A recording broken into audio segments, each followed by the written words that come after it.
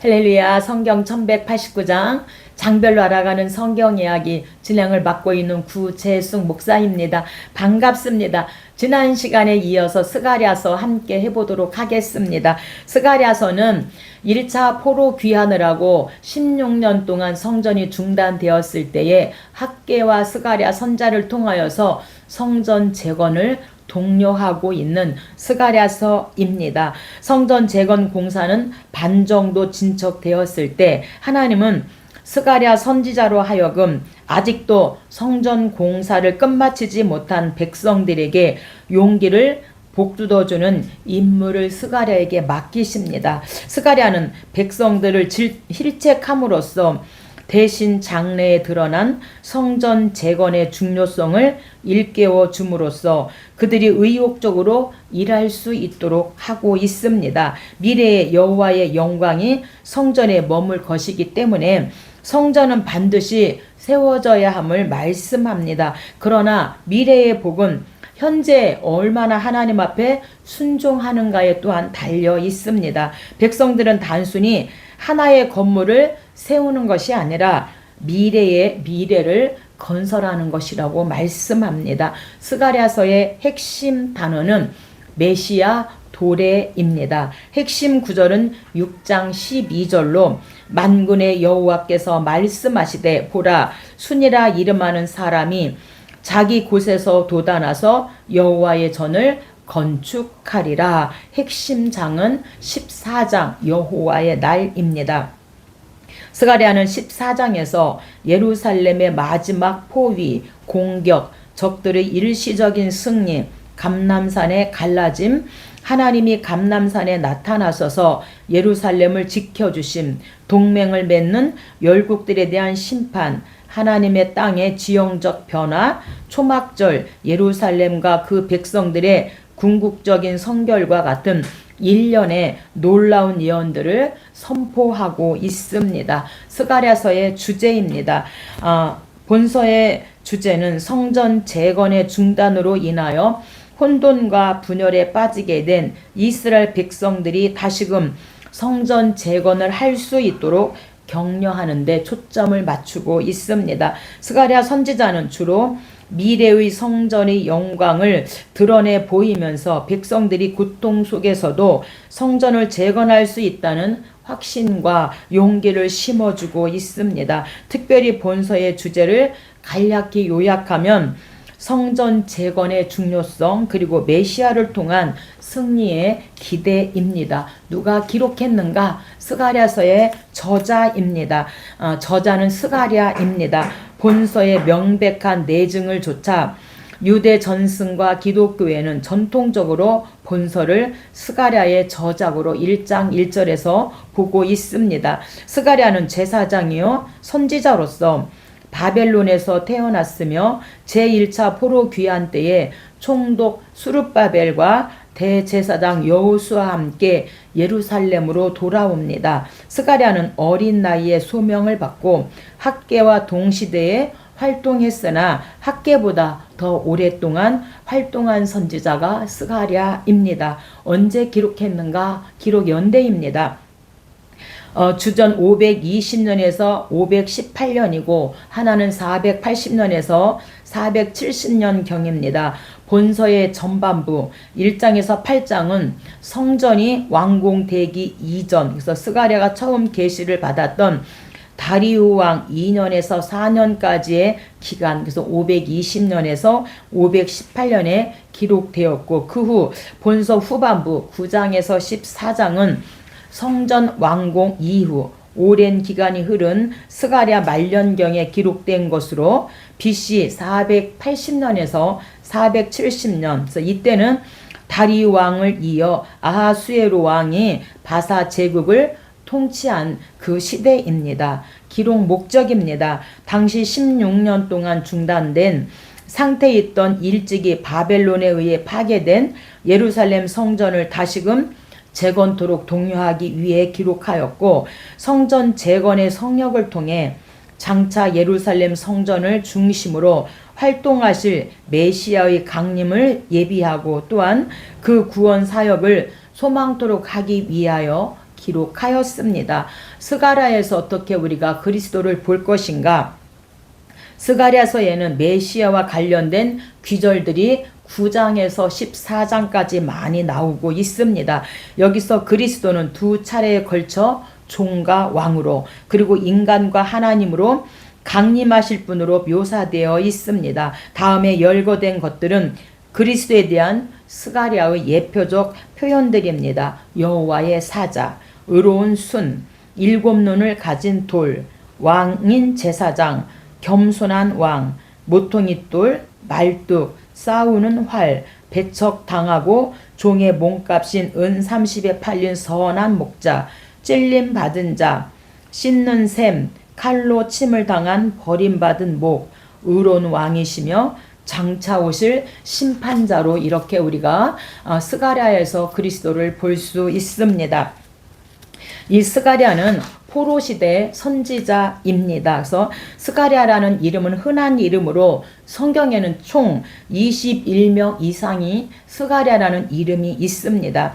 이 본문에 나오는 선지자 그 이또의 손자 베레가의 아들이라고 이렇게 스가랴를 언급하고 있고, 그는 포로 생활에서 귀환한 제사장 가문들 중에 한 명이었을 것으로 그렇게 보고 있습니다. 우리가 스가랴 1장부터 14장까지를 간단히 나누어 본다면 1장에서 6장까지는 8가지 환상을 통하여서 성전 재건을 빨리 하라고 이렇게 독려하고 있고, 7장과 8장은 성전 재건 중인데 하나님 금식해야 됩니까? 금식해야 됩니까? 이렇게 7장과 8장에서 금식 질문을 하고 있습니다. 그리고 9장에서 14장까지는 오실 메시아 예언을 하고 있습니다. 1장입니다. 1장은 홍마 탄자와 4개의 뿔로 환상 2개가 나옵니다. 스가랴는 포로 후기의 선지자로 성전 재건이 주변 국가의 거듭된 방해로 지연되자 백성들은 의욕을 상실합니다. 이때 스가랴는 백성들의 나태를 책망하며 다시금 성전 재건을 매진하도록 격려하고 있습니다. 본장에 나타난 두 환상, 홍마 탄자와 4개의 뿔은 성전 재건 후에 영광과 열방에 대한 심판을 의미하고 있습니다. 1절입니다. 성경 가지고 계신 분은 저와 함께 성경을 찾아가며 함께 은혜 나누면 좋겠습니다. 다리오 왕 제2년 8월 달에 선지자 스가랴에게 임하니라. 8절 내가 밤에 보니 한 사람이 붉은 말을 타고 골짜기 속 화성나무 사이에 섰고 그 뒤에는 붉은 말과 자줏빛 말과 백마가 있기로서 환상 1은 홍마탄자입니다. 그리고 이 화성나무는 공동 번역에는 소귀나무로 이렇게 번역하고 있습니다. 낮은 골짜기에서 자라나는 향기로운 상록수로 초막절에는 감람나무 가지 및 종려나무 가지와 더불어서 이 소기나무 그래서 초막셋을 짓는데 사용되었다고 합니다.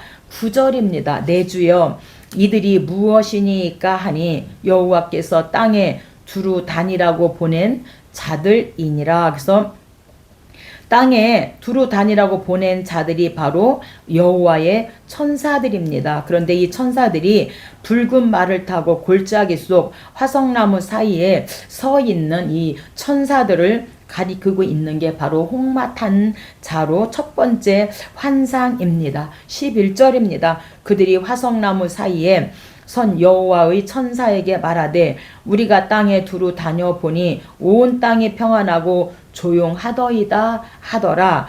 12절 이를 노하신 지 70년이 되었나이다. 그래서 첫 번째 환상 홍마탄자의 의미는 하나님이 성전 재건 방해자들을 하나님의 천사들을 통해서 심판하실 것이다. 그러니 성전을 재건하라 이렇게 말씀합니다. 이 당시 성전 재건 방해자들은 산발랏과 도비야 이런 사람들이 대표자입니다. 18절입니다.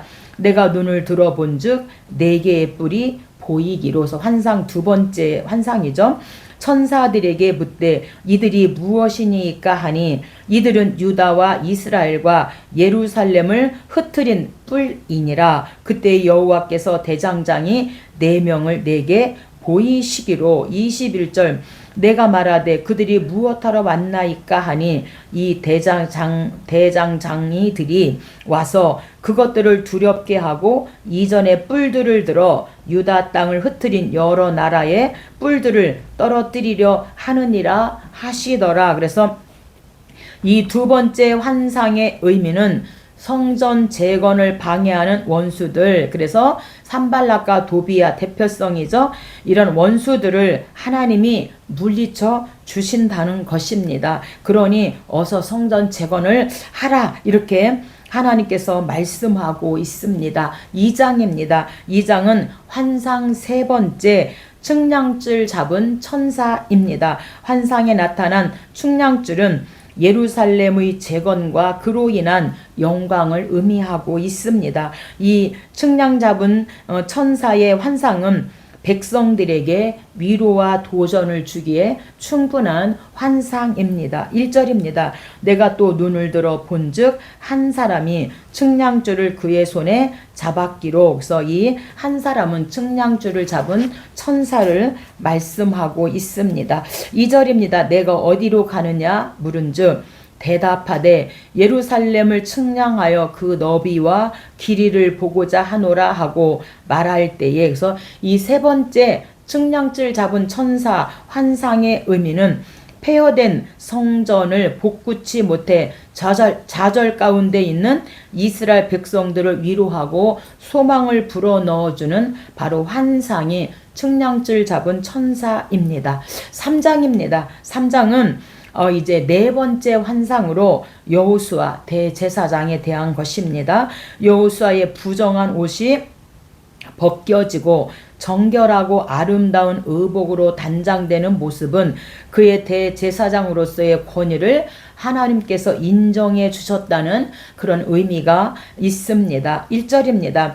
대제사장 여호수아는 여호와의 천사 앞에 섰고, 그래서 여호수아는 이스라엘을 대표하여 이제 선 것입니다. 사단은 그의 오른쪽에 서서 그를 대적하는 것을 여호와께서 내게 보이시니라. 그래서 여기 대제사장 여호수아가 여호와의 천사 앞에 섰다는 것은 이스라엘을 대표하여 선 것으로 학계와 본서에 나타나는 포로 후기의 첫 번째 제사장입니다. 그는 죄악된 이스라엘을 대표하고 있습니다. 2절입니다. 여호와께서 사단에게 이르시되 사단아 여호와께서 너를 책망하노라.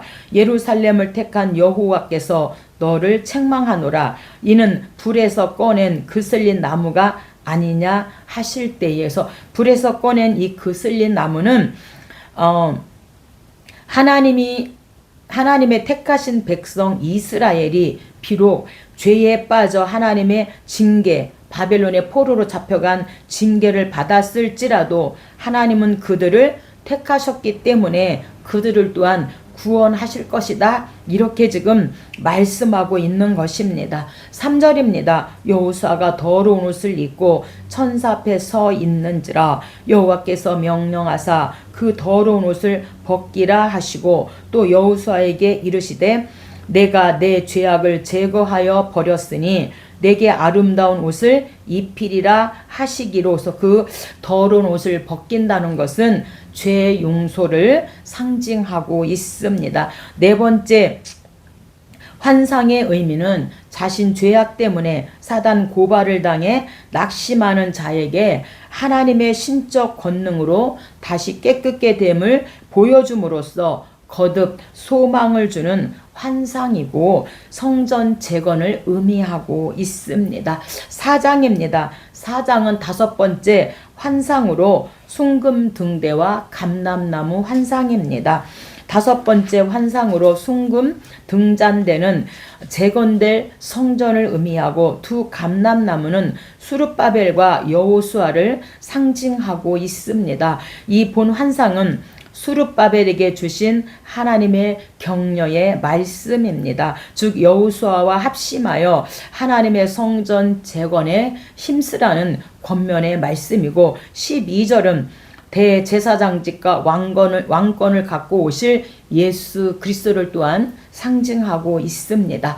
2절입니다.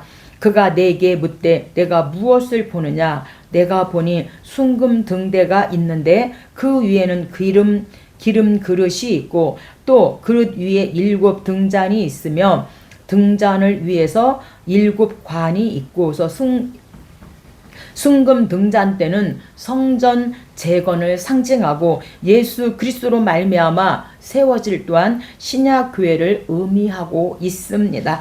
3절입니다. 그 등잔 곁에 2 감람나무가 있는데 하나는 그 기름 그릇 오른쪽에 있고 하나는 그 왼쪽에 있나이다 하고 6절입니다. 여호와께서 수룹바벨에게 하신 말씀이 이는 힘으로 되지 아니하며 능력으로 되지 아니하고 오직 나의 영으로 되느니라. 그래서 이 수룹바벨은 바사왕 다리오 1세 때 BC 522년에서 486년에 팔레스타인으로 돌아와 예루살렘 총독으로 있으면서 대제사장 여호수아와 함께 성전 재건에 힘쓰게 되어집니다. 성전은 BC 520년에서 516년에 걸쳐서 약 4년에 걸쳐서 이제 성전이 완성되어집니다.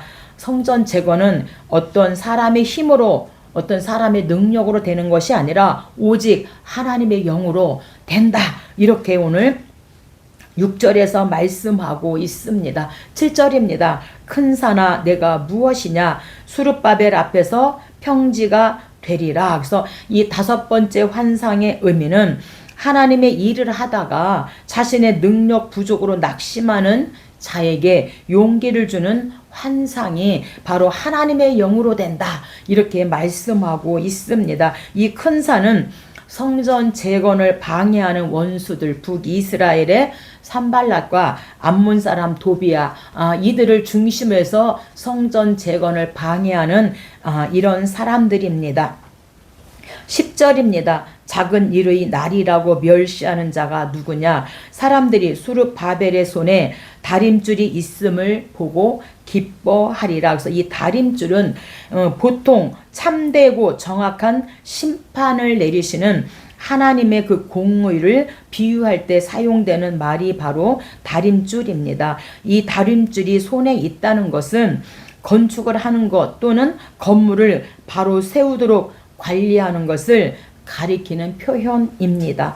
5장입니다. 5장은 이제 6번째, 7번째 환상인데 두루마리 환상과 그 다음에 여인의 환상입니다. 6번째 두루마리 환상은 성전 건축에 태만한 이스라엘 백성에게 임할 하나님의 심판을 상징하고 7번째 여인 환상은 죄인에 대한 종말론적 심판을 가리키고 있습니다. 특히 여인의 환상에 등장하는 이 에바는 곡식 측량 기구로 그것이 의미하는 것은 하나님의 심판이 완전하다는 것을 말씀해 주고 있습니다. 1절입니다. 내가 다시 눈을 들어본즉 날아가는 두루마리가 있더라. 그가 묻되 내가 무엇을 보느냐 하기로 대답하되 날아가는 두루마리를 보나이다. 그가 이르되 이는 온 땅 위에 내리는 저주라. 그래서 6번째 환상의 의미는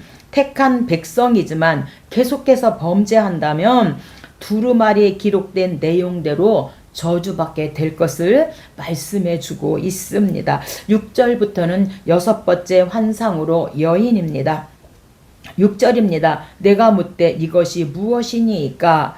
이 에바 가운데는 한 여인이 앉았느니라 하니. 그래서 이 에바는 곡식을 재는 그릇입니다. 여인 하나가 들어가 앉을 수 있을 만큼의 크기였다고 합니다. 용량이 36.4리터 가량이었을 것으로 보고 있는데 그러나 보통 사용하는 에바는 그렇게 크지 않다고 합니다. 그래서 이 에바는 곡식량을 측정하는 기구로 죄를 측정하는 하나님의 기준입니다. 범죄의 양을 재는 기준이며 그 여인은 이스라엘의 죄를 상징하고 있습니다. 8절입니다. 그가 이르되 이는 악이라 하고 에바 속으로 던져놓고 납 조각을 에바 아귀 위에 던져 덮더라. 내가 말하는 천사에게 묻되 그들이 에바를 어디로 옮겨 가나이까 하니 그들이 신할 땅으로 가서 그것을 위하여 집을 지으려 함이라. 그래서 그것을 위하여 집을 지으려 한다는 것은